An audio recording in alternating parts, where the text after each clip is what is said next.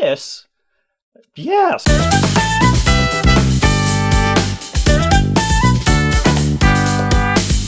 Now, if you're like me, you may have gone a period of your life being aware of certain bands, but only by what you've heard about them or seen of them. But you never actually heard them. And I'm talking a long time, I'm talking years. I started thinking about it, and there are a lot of pretty big bands out there that I was aware of for years and years, but only through t-shirts, album covers, and magazines that I'd see at the store. I'd also see them through those BMG and Columbia House catalogs. I subscribed to their cassette program, their CD program. I only knew about these bands through magazines and especially through these BMG and Columbia House catalogs, but I'd always have to sort of imagine what I thought they sounded like. So first, I'm going to start with two bands that I actually had formed accurate impressions of over the years before I actually heard anything. First one is Metallica. I had seen them for years and years and years, all through the 80s growing up, especially t-shirts, kids at school talking about them. Metallica! They were some sort of mean, untouchable, evil band out there. I was never allowed to listen to them. The first time I heard them, I was sitting at the local YMCA. They always had MTV on, and it happened to me during Headbangers Ball, and the video for One came on. I was blown away. I was surprised by how melodic it started out, but I was immediately pulled in by James's vocals, how fierce they were, and then when it gets to the crazy section, I was just blown away. I was instantly converted to a Metallica fan. By the way, during this whole thing, I'm going to be trying this super cold brew. I found this in the back of my fridge. It's been there at least a couple months. Just probably bought this very impulsively, surprise, surprise. It's enhanced coffee beverage with this stuff called L-theanine. Chemical coffee is what I got here, but it's cold brew. Let's get out the glass container, pour some of this. We're going to try some of this while we're talking about bands. Next band I'm going to talk about is 9 Inch Nails. That's not bad. This is the Downward Spiral. This is my favorite album of theirs.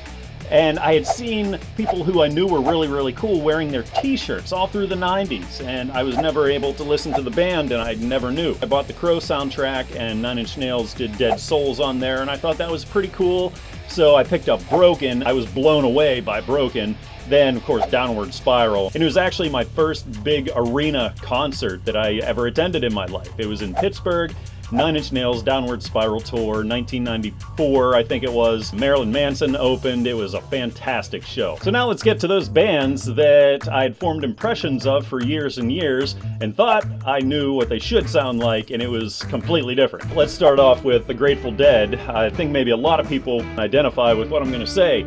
For years, I had seen the tie-dyed shirts, the dancing bears, and all the skulls, all the bones, everything, the Grateful Dead.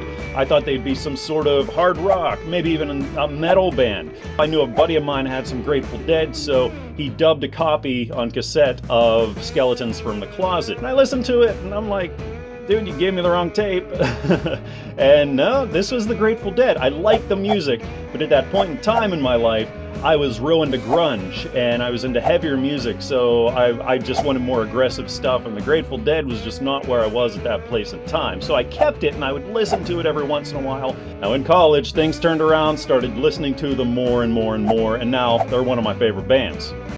Just so happens the other band that I formed a completely different impression of than what they actually sounded like was another jam band, and that's Phish. T-shirts, again, a lot of cool people who I knew were cool were wearing Phish t-shirts. And this is a band you never heard anything about them, so I bought this album. I bought Hoist on CD, and grunge thing again. I'm into Nirvana, I'm into Pearl Jam, and Soundgarden. I thought Phish coming out, putting out albums during that era, that they were going to be grungier. Then I get Hoist, and it's completely different. There's so much more folk and country stuff going on, jazzy things. And I'm like, it was just a completely different shift than what I thought they should sound like. Well, I kept with it. A friend of mine gave me a picture of Nectar a few years later. I listened to it, blown away. The rest is history. I'm a huge Phish fan. Last band I'm going to talk about that I formed a completely different impression of is Kiss. I was never allowed to listen to Kiss growing up, but all my friends listened to Kiss. And I saw all their stuff. I remember seeing them on TV when I was real little. Of course, I saw their album covers, saw their t-shirts, my friends were talking about them. They were like the coolest band ever. I never heard a song of theirs that I was aware of. My parents aren't letting me listen to the music that I want to, so I had to be sneaky about it. Music class, 8th grade. My teacher is handing out the reports that you're supposed to work on for the entire semester and do this whole presentation on. It was to be a study on a certain musician. Most of them were composers. You got into some jazz artists in the early 1900s, and then clear at the bottom of the list, Kiss was on there. So the list gets around to me and I'm like, oh no, not Chopin, not Tchaikovsky, and I'm like, Kiss? Yeah, so I immediately marked it down. So I had to do a report on Kiss, which gave me an excuse to listen to the band. I had my friends make me all sorts of mixtapes, give me the best of Kiss, give me the best of Kiss. And you know, I was a little underwhelmed the first time I sat down and listened to them. A lot of the songs I know I had heard before just on the radio or in passing, and I hadn't paid much attention to over the years. For the most part, this is a new thing to me. I thought they were going to be heavier, I thought they were going to be angrier, they were more like a lot poppier than I thought they were going to be. So I kept up, and I'd listened to them for years and years and years. I saw them on tour in the mid-90s when they started putting on all their makeup again, and that was cool. Kiss to me is just all about image, and you gotta admit their albums just look cool, their artwork looks cool, they put a lot of time into it, and you gotta respect their business sense and their commitment to their image and everything. So, love them or hate them, Kiss, I still listen to them every once in a while, they're just fun.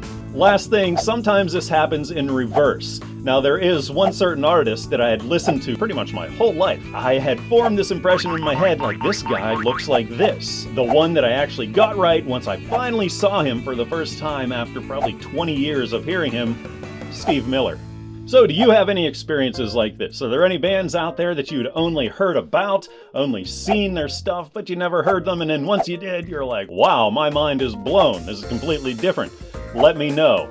Give a like to this video. Also subscribe to my channel and leave me a comment. Tell me about some of your experiences. Also follow me on Instagram. Thanks again for watching. See you again next time.